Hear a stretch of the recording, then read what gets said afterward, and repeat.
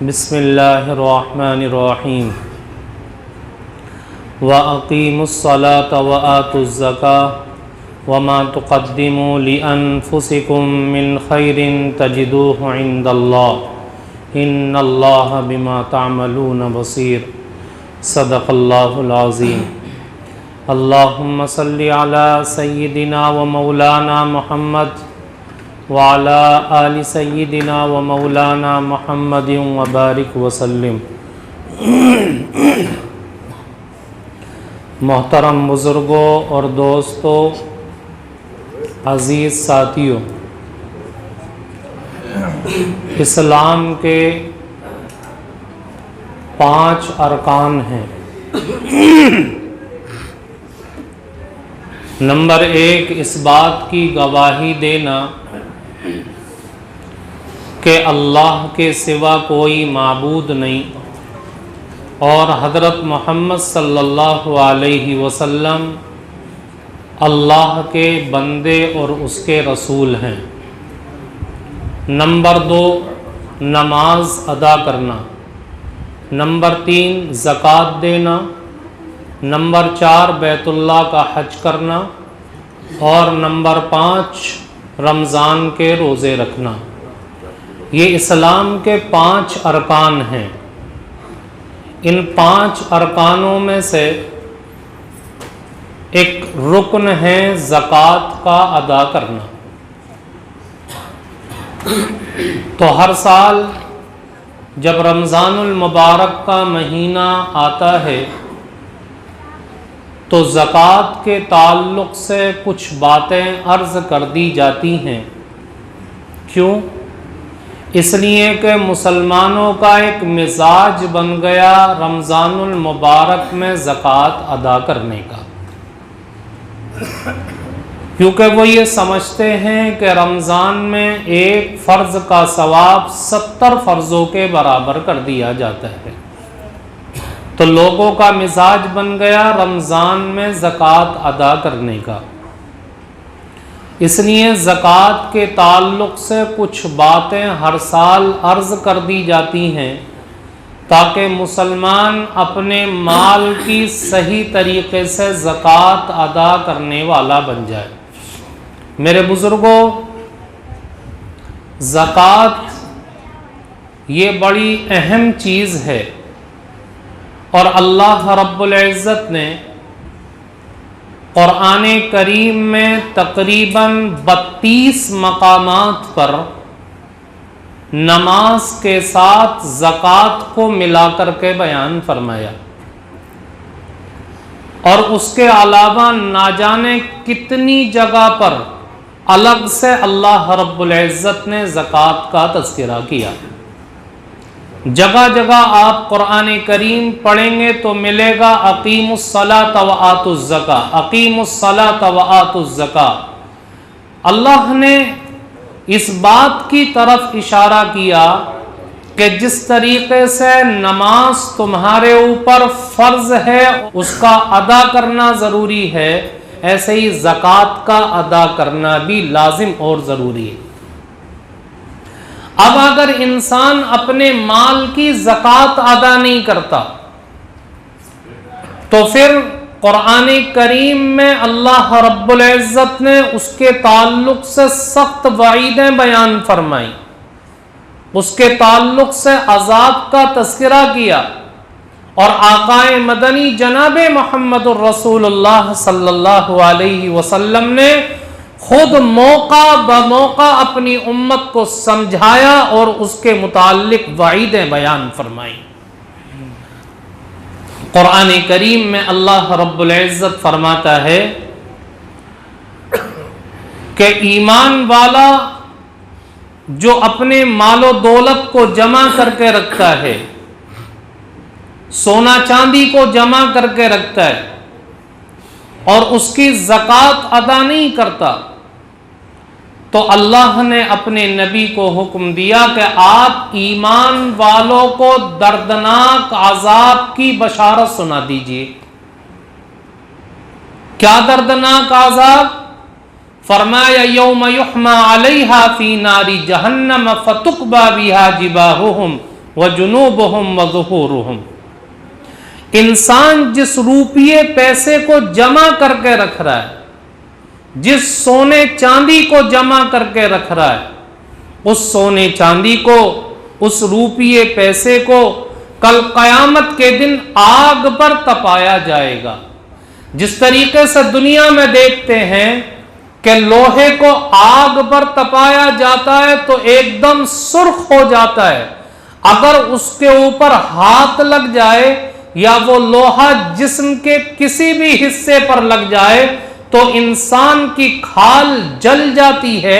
ایسے ہی اللہ رب العزت فرماتا ہے کہ انسان جو سونا چاندی جمع کر کے رکھتا ہے، جو روپیہ پیسہ جمع کر کے رکھتا ہے، کل قیامت کے دن اللہ اس کو آگ پر تپائے گا، اور جب یہ سرخ ہو جائے گا لوہے کی طرح تو پھر اس سے انسان کی پیشانی کو داغا جائے گا، انسان کے پہلو کو داغا جائے گا، انسان کی پیٹھ کو داغا جائے گا، اور کیا کہا جائے گا؟ اللہ کہے گا ھذا ما کنزتم لانفسکم، یہ تمہارا خزانہ ہے جس کو تم جمع کر کے رکھتے تھے۔ فذوقوا ما کنتم تکنزون، آج اس کا مزہ چکھو جو تم جمع کر کے آئے ہو۔ اب سوال پیدا ہوتا ہے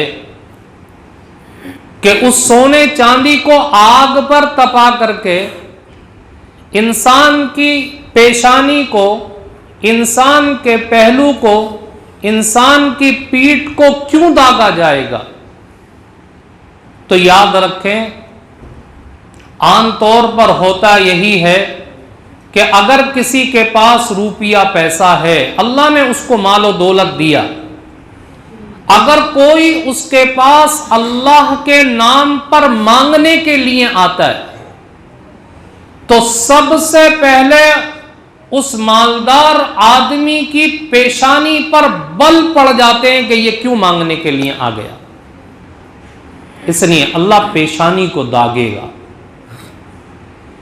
تجھ سے اللہ کے نام پر کوئی مانگنے کے لیے آیا تھا تو دینے کے بجائے تیری پیشانی کے اوپر بل پڑ جایا کرتے تھے، اس لیے اللہ پیشانی کو داغے گا۔ اور پھر جب انسان کے وہ قریب آتا ہے تو انسان اس سے اپنا رخ بدلنے کی کوشش کرتا ہے، کبھی داہنی طرف کو مڑتا ہے، کبھی بائیں طرف کو مڑتا ہے، اس لیے اللہ رب العزت پہلو کو داغے گا۔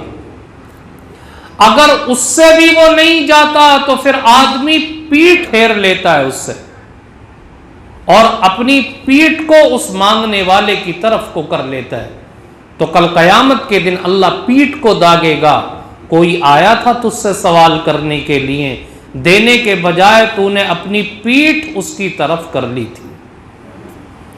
یہ قرآن کریم میں اللہ نے ایک آیت میں دردناک عذاب کو بیان کیا، اسی طریقے سے آقائے مدنی جناب محمد الرسول اللہ صلی اللہ علیہ وسلم نے ارشاد فرمایا کہ اگر کوئی انسان اپنے مال کی زکوٰۃ ادا نہیں کرتا تو آخرت میں تو اس کو عذاب ملے گا ہی، لیکن دنیا کے اندر بھی اس کی سزا ملتی ہے۔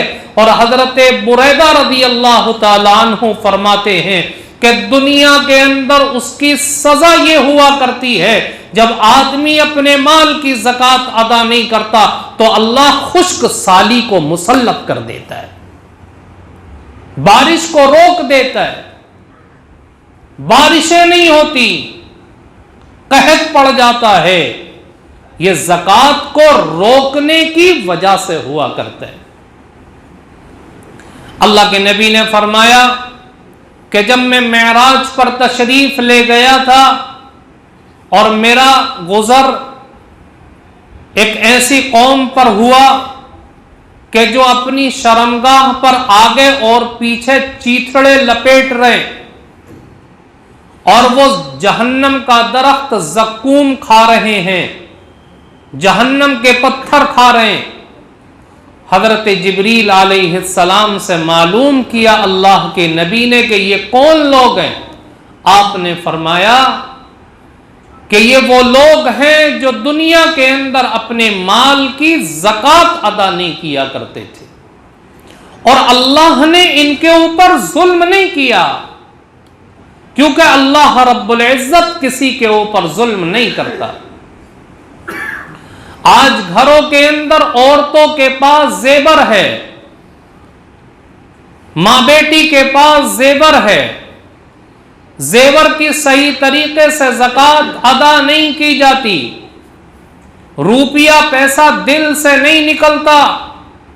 یاد رکھیں قیامت کے دن وہ زیور انسان کے لیے بوال جان بن جائے گا۔ ایک مرتبہ اللہ کے نبی صلی اللہ علیہ وسلم گھر میں تشریف لائے، آپ نے حضرت عائشہ رضی اللہ تعالیٰ عنہا کو دیکھا کہ ان کی ہاتھ کی انگلیوں میں چاندی کی انگوٹھیاں ہیں۔ اللہ کے نبی معلوم کرتے ہیں عائشہ یہ کیا ہے؟ کہتی ہیں اللہ کے نبی یہ چاندی کی انگوٹھیاں ہیں۔ پوچھا کہاں سے آئیں؟ کہنے لگی اللہ کے نبی مجھے اچھی لگ رہی تھی تو میں نے ان کو کہیں سے حاصل کیا۔ آپ پوچھتے ہیں کہ عائشہ اس چاندی کی انگوٹھیوں کی زکوٰۃ ادا کرتی ہو؟ حضرت عائشہ کہتی ہیں اللہ کے نبی زکوٰۃ تو نہیں نکالی۔ آپ نے فرمایا کہ عائشہ اگر تم چاہتی ہو کہ کل قیامت کے دن اللہ رب العزت تمہارے ہاتھ کی انگلیوں میں آگ کی انگوٹھیاں پہنائے تو پھر زکوٰۃ نہ نکالو، اور اگر تم یہ چاہتی ہو کہ اللہ رب العزت مجھے جہنم کی آگ سے بچا دے تو پھر ان کی زکوٰۃ ادا کرو۔ تو نتیجہ کیا نکلا کہ اگر زیور کی زکوٰۃ نہیں نکالی گئی تو وہ جہنم کی آگ ہمارے لیے بن جائے گا۔ آج کتنے گھروں میں ایسا ہے کہ زیور کی صحیح طریقے سے زکوٰۃ نہیں نکالی جاتی۔ میرے بزرگوں، اللہ کے نبی صلی اللہ علیہ وسلم فرماتے ہیں کہ کل قیامت کے دن یہ زیور گنجا سانپ بن کر کے انسان کے گلے میں لپٹ جائے گا۔ آج اگر کسی کے گھر میں سانپ گھس جائے تو آدمی اس گھر میں جاتے ہوئے ڈرتا ہے، اندھیرے میں اس گھر کے اندر داخل نہیں ہوتا۔ کیوں؟ یہ ڈر اور خوف ہوتا ہے کہ کہیں اندھیرے میں وہ سانپ مجھے ڈس نہ لے، مجھے لپٹ نہ جائے۔ لیکن میرے بزرگوں یاد رکھیں کہ جو سانپ گھر کے اندر گھسا ہے اس کے لپٹنے میں، اس کے ڈسنے میں تو احتمال ہے۔ آدمی یہ سوچتا ہے کہ کہیں ڈسنا لے، لپٹ نہ جائے، احتمال ہے۔ لیکن اللہ کے نبی علیہ الصلاۃ والسلام نے جس عذاب کی بشارت دی ہے اگر زکوٰۃ نہیں نکالی تو اس کا آنا یقینی ہے، اور یہ زیور اور یہ مال و دولت کل انسان کے گلے میں یقینی طور پر لپٹے گا اور اس کے دونوں جبڑوں کو یوں پکڑ کر کے ڈسے گا اور کہے گا میں تیرا خزانہ ہوں، میں تیرا مال ہوں، اور اس میں کوئی احتمال نہیں ہے۔ اللہ کے نبی علیہ الصلاۃ والسلام نے اپنی زبان مبارک سے جو بات بیان فرما دی وہ بات کبھی نعوذ باللہ غلط نہیں ہو سکتی، اس کا ہونا یقینی ہے۔ اللہ نے قرآن کریم میں فرمایا وَمَا يَنْتِقُ عَنِ الْهَوَىٰ، اللہ کے نبی اپنی طرف سے کوئی بات نہیں کہتے بلکہ اللہ جس بات کو بیان کرواتا ہے آپ امت کے سامنے وہ بات بیان کرتے۔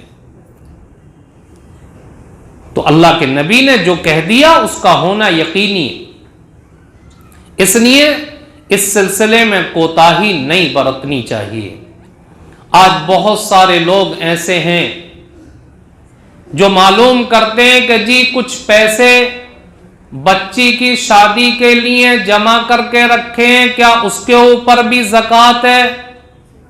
تو یاد رکھیں اس کے اوپر بھی زکوٰۃ دینی پڑے گی۔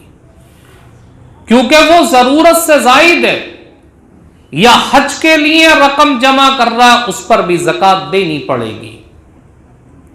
اب اس سے کہو کہ جی ہاں جو پیسے آپ نے حج کے لیے اور بیٹی کی شادی کے لیے جمع کریں اس کے اوپر آپ کو زکوٰۃ دینی پڑے گی، کہتا ہے کہ جی بڑی مشکل سے جمع کیے ہیں، اس میں تو کمی ہو جائے گی۔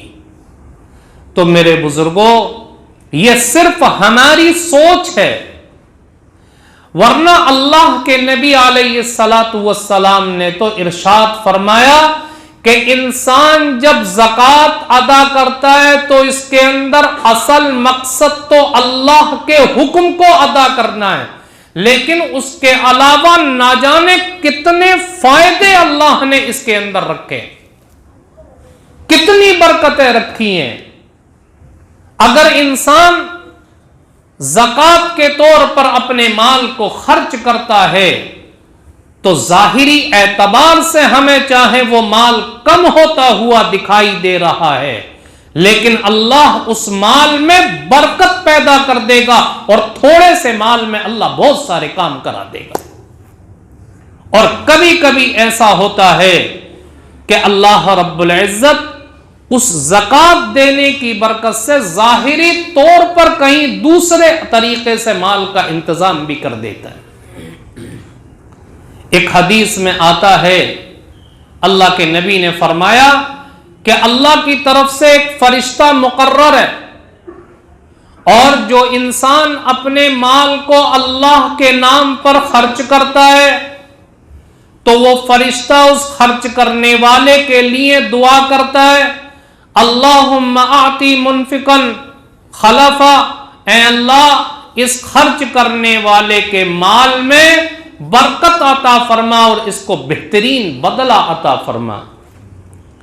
اور جو اپنے مال کو روک کر کے رکھتا ہے، اپنے مال کی زکوٰۃ نہیں دیتا، وہ فرشتہ اس کے لیے بد دعا کرتا، وہ ممسکن تلفا، اللہ اس روکنے والے کے مال کو تباہ و برباد کر دے۔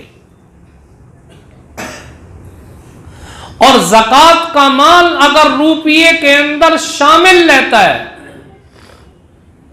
تو اللہ کے نبی فرماتے ہیں کہ وہ سارے روپیے کو تباہ و برباد کر کے رکھ دیتا ہے۔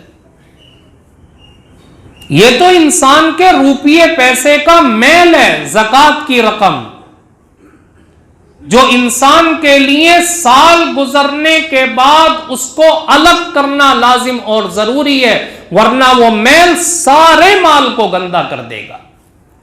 جیسے آپ نے گاؤں دیہات میں دیکھا ہوگا، انسان گنے کا رس نکالتا ہے اور گنے کے رس کو پکا کر کے گڑ بناتا ہے، شکر بناتا ہے۔ جب اس رس کو پکایا جاتا ہے تو اس کے جھاگ اور میل جتنا ہوتا ہے وہ سارا کا سارا اوپر آ جاتا ہے۔ اب انسان ان جھاگوں کو اور اس میل کو چمچ وغیرہ کی مدد سے نکال کر کے پھینک دیتا ہے۔ اب اس رس سے جو گڑ بنتا ہے وہ صاف ستھرا ہوتا ہے۔ اگر انسان اس میل کو اس رس سے نہ نکالے تو وہ سارے رس کو، سارے گڑ کو گندا کر کے رکھ دے گا۔ ایسے ہی اللہ کے نبی نے فرمایا کہ سال پورا ہونے کے بعد زکوٰۃ جو انسان کے ذمہ واجب ہوتی ہے یہ اس کے مال کا میل ہوا کرتا ہے، اگر انسان اس کو نہیں نکالے گا تو یہ سارے کے سارے مال کو گندا کر کے رکھ دے گا۔ اس لیے کوشش کریں کہ اپنے مال کی زکوٰۃ صحیح طریقے سے نکالا کریں۔ اور بہت سارے لوگ ایک مسئلہ اور عام طور پر معلوم کرتے ہیں کہ جی ہم نصاب کے مالک ہیں، اب ہمارا سال مثلا 10 رمضان کو پورا ہوتا ہے، ہم 10 رمضان کو زکوٰۃ نکالتے، 10 رمضان پورا ہونے سے پہلے کچھ دن ہمارے پاس کچھ اور مال آ گیا تو کیا اس کی بھی زکوٰۃ نکالنی پڑے گی؟ تو یاد رکھے کہ سال پورا ہونے سے اگر 2 دن پہلے بھی کچھ مال آیا ہے تو اس کی بھی زکوٰۃ نکالنی پڑے گی۔ ایسا نہیں ہے کہ یہ مال جو 2 دن پہلے آیا ہے اس کے اوپر الگ سے سال گزارا جائے گا، ایسا نہیں۔ پہلے سے ہم صاحب نصاب ہیں، درمیان میں جتنا مال آئے گا اس سارے کے اوپر زکوٰۃ نکالنی پڑے گی، اس کے اوپر الگ سے سال گزروایا نہیں جائے گا۔ اسی طریقے سے ایک مسئلہ جو بتایا جاتا ہے کہ جی زکوٰۃ کب انسان کے اوپر واجب ہوتی ہے؟ جب انسان کے پاس 7.5 تولہ سونا ہو یا 52.5 تولہ چاندی ہو۔ اب یہ ہم نے پکڑ لیا کہ جی 7.5 تولہ ہوگا تب ہمارے اوپر زکوٰۃ آئے گی، 52.5 تولہ چاندی ہوگی تبھی زکوٰۃ آئے گی۔ اب کسی کے پاس اگر 3 تولہ یا 2 تولہ سونا ہے، تھوڑی سی چاندی ہے، تو وہ یہ سمجھتا ہے کہ میرا تو سونا چاندی نصاب کو نہیں پہنچ رہا، اس لیے میرے اوپر زکوٰۃ نہیں۔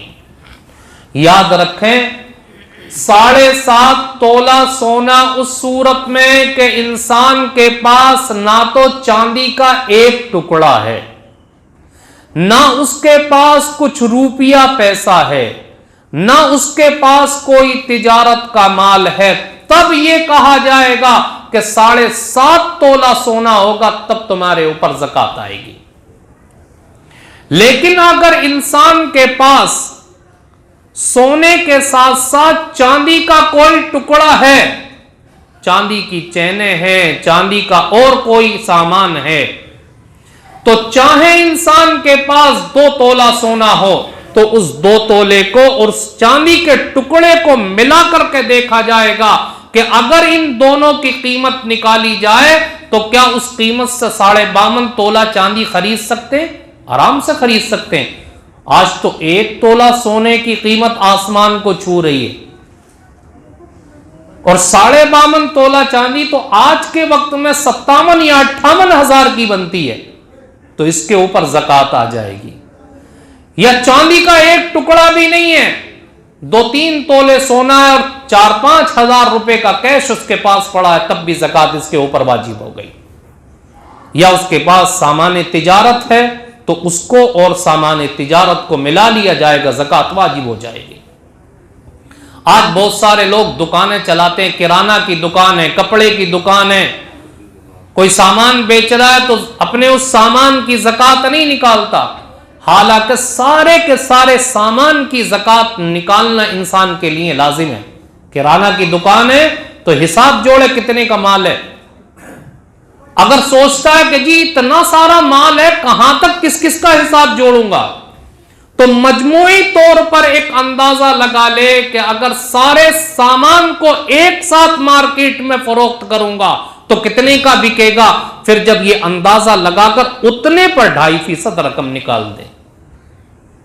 دکان میں کپڑا بھرا ہوا ہے تو کہاں تک ناپے گا کہ کتنا کپڑا ہے، تو ایک اندازہ صحیح طریقے سے لگا لے حساب کہ اس سارے کپڑے کو اگر ایک ساتھ بیچوں گا تو کتنے کا ایک ساتھ بکے گا، اتنا حساب لگا کر کے 2.5% نکال دے۔ تو میرے بزرگوں یہ لازم اور ضروری ہے، اگر ہم نے ایسا نہیں کیا تو کل قیامت کے دن یہ مال ہمارے لیے بوالِ جان بن جائے گا۔